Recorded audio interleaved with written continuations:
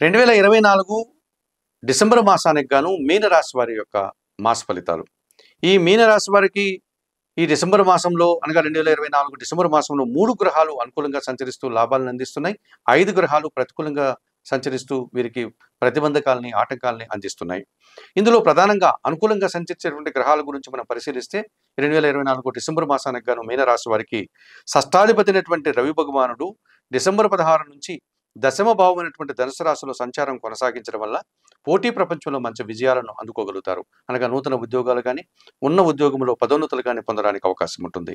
అధికారుల అండదండలతో అభివృద్ధిని సాధిస్తారు. ప్రభుత్వం నుంచి లాభాన్ని అందుకోగలుగుతారు. తండ్రి గారి ఆరోగ్యం కూడా కుదురుపడుతుంది.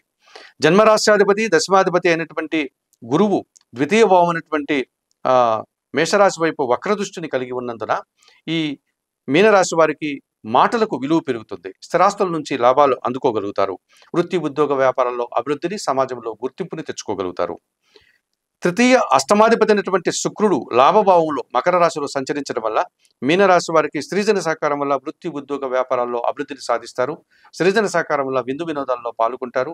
ఆకస్మికమైనటువంటి ఆదాయాన్ని అందుకుంటారు. మంచి అభివృద్ధిని, ఆదాయాన్ని, అవకాశాలను అందుకుంటారు.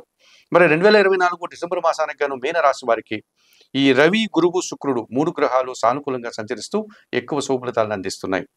మరి అలాగే కుజుడు, బుధుడు, శని, రాహుకేతువులు ఈ 5 గ్రహాలు ప్రతికూలంగా సంచరిస్తూ వీరికి ప్రతిబంధకాలని, ఆటంకాలని ఇచ్చే వాతావరణం కనిపిస్తుంది. ఇందులో ప్రధానంగా ద్వితీయ భాగ్యాధిపతి అయినటువంటి కుజుడు చతుర్థ భావమైనటువంటి కర్కాటక రాశిలో వక్రించి తృతీయ భావమైనటువంటి మిథున రాశి వైపును దృష్టిని సారించడం వల్ల ఈ మీనరాశి వారికి మీ మాటల వల్ల అపార్థాలు, జన సహకార లోపం, భూవాహన సమస్యలు, కుటుంబంలో కలతలు రావడానికి అవకాశం ఉంది. ఇక చతుర్థ సప్తమాధిపతి అయినటువంటి బుధుడు ఈ నెలంతా కూడా భాగ్యభావమైనటువంటి వృశ్చిక రాశిలోని సంచారం కొనసాగించడం వల్ల కొన్ని అసౌకర్యాలను మీరు ఎదుర్కోక తప్పదనిపిస్తుంది. కొన్ని అశుభ వార్తలను కూడా మీరు అందుకోక తప్పదనిపిస్తుంది.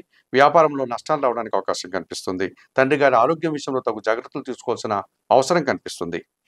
అలాగే లాభ వ్యయాధిపతి అయినటువంటి శని భగవానుడు వ్యయములో అనగా కుంభరాశిలో సంచరించడం వల్ల ఈ మీనరాశి వారికి ఏళ్నాటి శని ప్రారంభమై మొదటి దశలో ఉంది అనగా వ్యయ శని దోషం మరి కనిపిస్తోంది కనుక కొన్ని వ్యాపార నష్టాలు రావడానికి అవకాశం ఉంటుంది. ఆర్థిక సమస్యలు రావడానికి అవకాశం ఉంటుంది. అనారోగ్య సమస్యలకు కారణం కనిపిస్తుంది. కొన్ని అవమానాలు కూడా వీరు ఎదుర్కోక తప్పదనిపిస్తుంది మీనరాశి వారు ఈ వ్యయ శని దోషం వల్ల. అలాగే జన్మరాశిలో అనగా మీనంలో రాహు సంచారం కొనసాగుతుంది. సప్తమ భావంలో కన్యారాశిలో కేతు సంచారం కొనసాగుతుంది. ఇది కాలసర్ప దోషానికి కారణం కనుక ఈ రాహుకేతు దోషం నుంచి బయటపడకపోతే ఇబ్బందులు కొని తెచ్చుకుని వారు అవుతారు. మరి 2024 డిసెంబర్ మాసానికి గాను మీనరాశి వారికి ప్రతికూలంగా సంచరించేటువంటి ఈ కుజుడు, బుధుడు, శని, రాహువు, కేతువులకు పరిహారాలు నిర్వర్తించుకోవాల్సినటువంటి అవసరం కనిపిస్తుంది.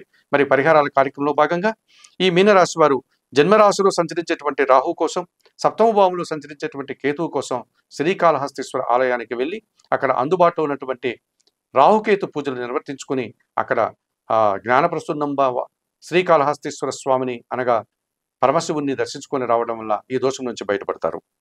వ్యయంలో ఉన్నటువంటి శని దోషం నుంచి బయటపడడానికి ఈశ్వరునికి ప్రతి శనివారము అభిషేకం నిర్వర్తించాలి. శనీశ్వర దర్శనం చేసుకోవడం వల్ల కూడా ఈ శని దోషం నుంచి బయటపడడానికి అవకాశం ఉంటుంది. ఇక భాగ్య బుధుడు దోషం నుంచి బయటపడడానికి సీతారామచంద్రమూర్తి ఆలయానికి బుధవారం రోజు వెళ్ళి తులసి ఆకుల మాలను సమర్పించండి. తులసి ఆకుల మాలను సమర్పించండి. శ్రీరామ రక్షా స్తోత్రం నిత్యం చదువుకోండి.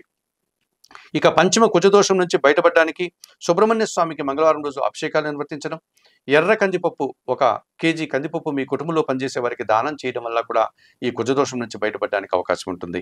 మరి 2024 డిసెంబర్ మాసానికి గాను సుప్రభాతం ఛానల్ ప్రేక్షకులైనటువంటి ఈ మీనరాశి వారు చెప్పిన విషయాలని స్వీకరిస్తూ పరిహారాలు పాటిస్తూ ఆయుర ఆరోగ్యాలతో ఆర్థిక అభివృద్ధిని పొందాలని మనస్ఫూర్తిగా కోరుకుంటూ సర్వే జనా సుఖినో భవంతు. నమస్కారం.